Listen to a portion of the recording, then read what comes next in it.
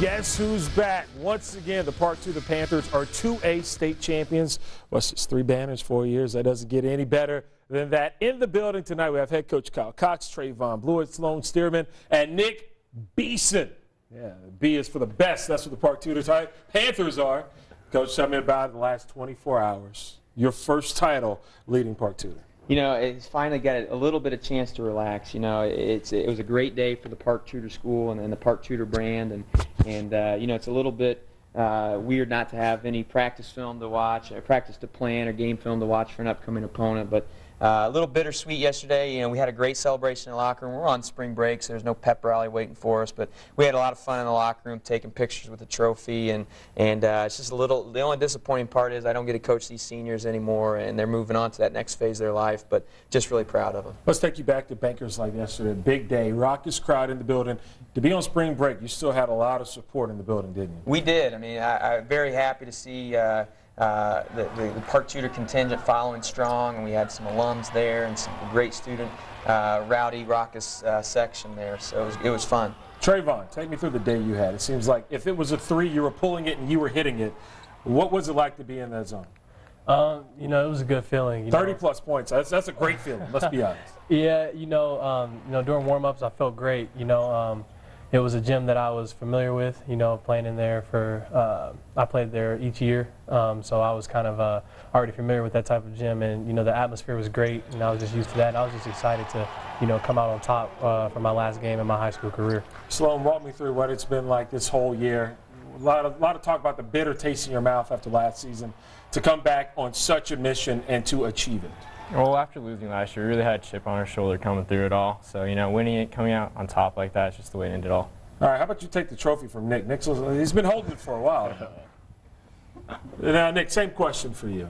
To go out as a state champion, to achieve a level that few people in this state reach, few students reach it, and to do it for 3 years. What does that say about the kind of bond you have with these guys right here? Well, it all goes back to coaching. We have great game plans, great execution in practice. We run through everything in our scouting reports, everything.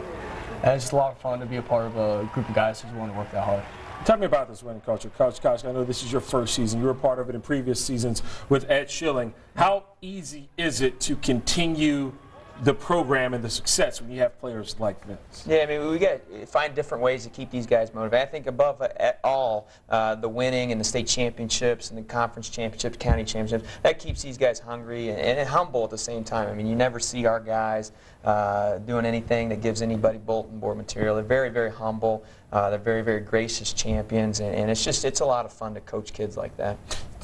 Trayvon Blewett, we all know the kind of talent that he is. Mm-hmm. What has it been like for you to see the growth? I remember seeing you as a sophomore, seeing you on the court with Yogi. You were so finding your place after he left, coming into your own.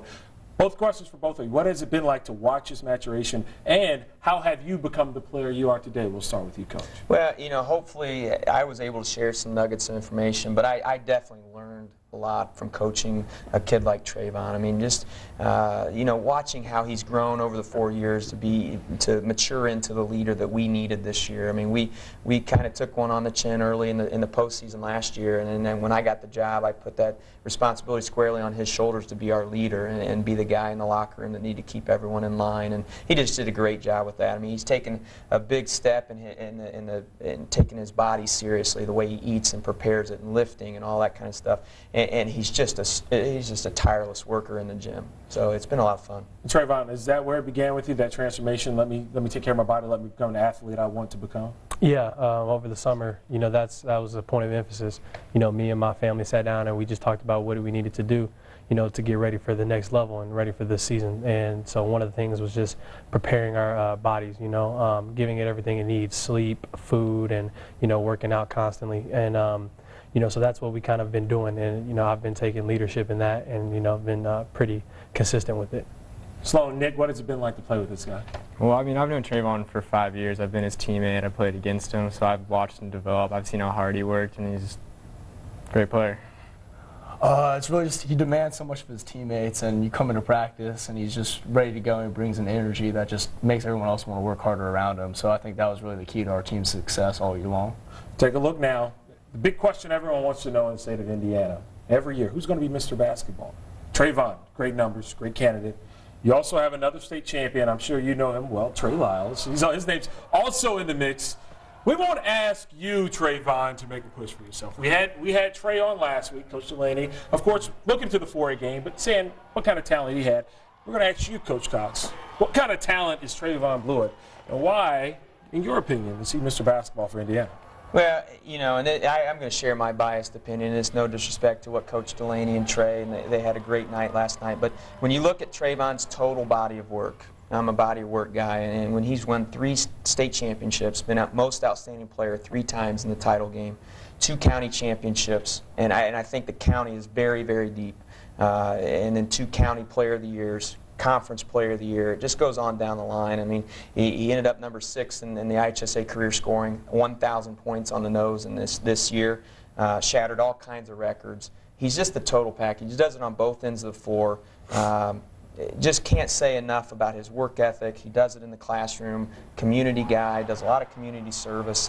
When you talk about a full candidate for Mr. Basketball, Trayvon fits the bill.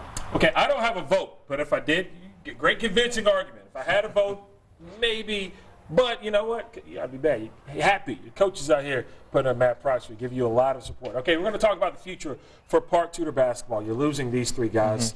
To name a few, what's next? Well, we've got two great young freshmen in Kobe Webster and Jaron Jackson that, you know, they're kind of the next wave of success. Hopefully, they got their taste buds wet a little bit yesterday in the state championship. So hopefully they'll carry on that. And then we go with our junior class of Bryce Moore and Dwayne Gibson, Evan Frank, Brandon Tiasom. I mean, those guys were very strong contributors to our success this year, and so they know what it's going to take. I mean, much like Trayvon and those guys after their sophomore years when Yogi graduated, they know the recipe for success, and now workouts will start when we get back from spring break to get ready for that. I want to feel successful. I want to hold that. We'll come back. This is incredible. This thing's heavier than I thought. My God. It's huge. Look at this. I feel like a winner. I feel like I'm a Park Tudor Panther right now. Speaking of winning, it's been a great year for you. Had a daughter mid-January, 2.5 months old nearly. Yeah. We got some great video. You celebrating the semi-state win with Kaylee. Yeah. Talk me through that. How impressive was that moment right there? Well, I'm just glad I got to share a little bit of time yesterday. It's my wife, Emily, there, and we got rushed off the floor a little bit yesterday. But you talk about a whirlwind experience. We won the Marion County Championship. Over at Warren Central, and I'm rushing to the delivery room, and these guys were great. I mean, I briefed them in the locker room for just a few seconds, and then they were all rushing me out the door, and they've been great. We've had team outings over at the house, and they've taken turns holding her, and she's a basketball fan. I mean, we dodged, I think, 7 games after her due date, and she stayed in and held strong until we got done with that crazy week of Marion County, and hopefully she's a true daddy's girl.